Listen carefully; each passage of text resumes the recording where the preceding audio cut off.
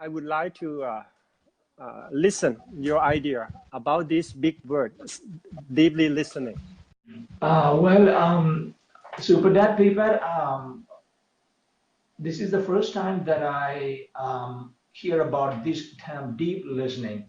Although I am from India, one of the ancient civilizations and the birthplace of yoga, uh, it's shameful for me to say that I have never heard about this word deep listening. Even though you can find that kind of deep meditation, those words in yoga, but in my case, this is the first time that I hear this word deep listening. And I'm thankful for teacher team for giving me an opportunity to come into contact or to come across this word deep listening. And because of teacher team, uh, I have started doing the same thing. Whenever I get a chance to listen to someone, within a second, I take a piece of paper and a pen and I get ready myself for the person to start conversation. Whenever I hear something unusual or something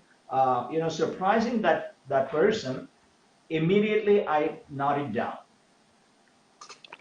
Yeah. For example, last week I was listening to uh, the Queen from Washington.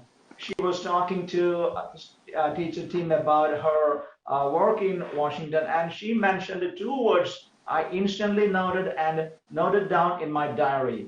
Those two words are time leverage and time freedom. I don't know whether you have listened to her conversation. So she mentioned those two words, and after the conversation, I went back to my room. I took a dictionary since I couldn't find the meaning of those two words. I instantly searched the Google for the meaning of those two words. So I got the meaning now, and so this is how we, learn to do the act of deep listening. It comes in many ways. This is one way. What about your impression, or what about your take on that deep listening? What do you mean when you say deep listening? What are your experiences? Thank you, Sunny. Uh, as you know, I'm not the people who good at the language because my background is engineers, and most of the terms I knew is about the engineering.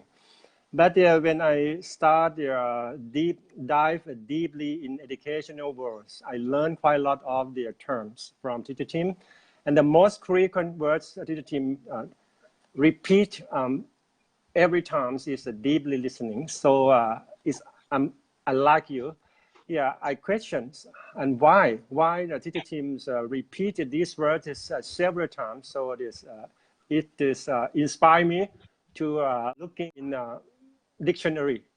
And luckily, when I watch a video clip of the noble Vietnam monk who got the Nobel Prize in Peace a long time ago. His name is Thich Nhat Hanh. It is very famous in Vietnam because he migrated to a European country in France a long time ago because of the politic reason. Yeah, and he set up his empire in a plum plantation and Okay. help the people how to be in mindfulness and how to get close to happiness. And in that video clip, he mentioned many times about the deeply listening.